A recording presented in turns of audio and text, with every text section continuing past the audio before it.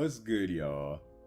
Welcome to another video of Christ the Muscles. So, as you can tell from this title, we're going to talk about the flesh and the spirit and how the two don't necessarily correlate with each other all the time. So, the title says that the flesh reacts, but we don't.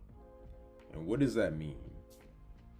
Basically, what that means is that just because we're feeling a certain type of way and our flesh reacts a certain type of way about someone or something, that doesn't mean that we have to act upon that reaction or that we have to go through with how we're feeling, how our flesh is feeling. The verse I'm going to present to y'all is Galatians chapter 5, verse 16 through 18.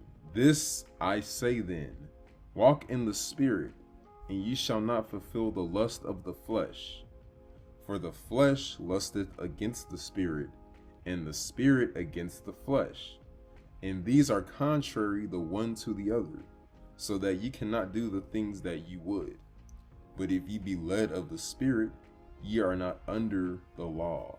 Basically, what that means is that as Christians, we don't try to compromise our flesh for our Holy Spirit. We based off of how God would feel about the situation or how the Holy Spirit would reside in us. We move based off of how the Lord gives us the strength and gives us the instructions, and He tells us exactly what to do when you're in certain circumstances. What that means for single Christians in terms of dating, right? Since we don't wrestle with flesh and blood, we know that doing certain things is not going to be righteous and God is not going to be appeased with. So we don't have to wrestle with, should we have sex outside of marriage, or we look at women in a sexual way and we're lusting after them. We don't have to wrestle with that because we know that that's wrong. We know that the intrinsically is wrong. We know that the Lord said it's wrong. We know that He says that if you do these certain things, you're not going to inherit the kingdom of heaven. So as single men, Christian believers, and as people who are not married, that's something that the Lord is not pleased with you doing if you just continue to do things that are sexually immoral. One thing you have to check with your heart posture is that you have to really understand certain triggers and certain things about you. If you are doing something that might not be an overt sin, you know in your heart of hearts, it could trigger something that could ignite that desire and ignite that thought and ignite that wanting to do certain things. Now, another passage pertaining to this that I want to touch on is Jeremiah chapter 17, verse 9. The heart is deceitful above all things and desperately wicked. Who can know it?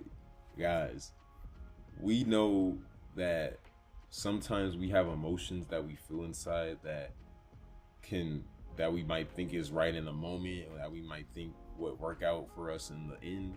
We cannot fully trust what we're doing and trust what we're feeling and react based off of that, because it hasn't always led us to righteousness. That's why He's saying the heart is deceitful, because just because you feel something deep down in your heart doesn't mean that it should be that it's true or that it's gonna benefit you. The main thing is knowing what the word is, knowing what the truth is, so that if something presents itself in that dynamic and you getting to know that person or whatever, if it's not based in the word, you know that there's something wrong, because somebody should not be trying to take you off of your journey and take you off of your mission to serve God and to bring other people to His kingdom, because we understand how severe and how people will perish if you don't bring people to the kingdom. We have to walk a narrow path. So anybody who is trying to throw you off that narrow path or trying to veer you away from chasing God and pursuing God and is compromising your faithfulness to God, doing certain things that you know God is not pleased with, you shouldn't be involved with those people. You should not be intermingling with those people if they're going to throw you off of your journey. If anything, you should be helping them and bringing them to the kingdom. That's something important to know, and we just have to make sure that we are always operating on our Holy Spirit, the Holy Spirit that God gives us the strength to have, and He helps us every single day. We have to pick up our cross every day. We have to put on our armor of God every single day. It's a daily decision. It's a daily surrender. But we already know who's victorious, and we already know who will remain King of Kings and Lord of Lords in the end.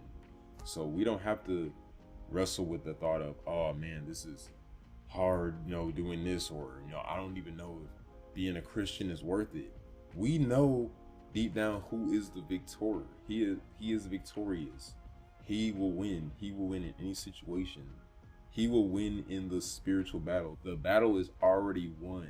So if that means you have to sacrifice and surrender certain things about you, so be it. Just remember to always operate in the Holy Spirit. Don't be deceived by your heart. Don't be deceived by your flesh. And remember that God is in control no matter what. All right.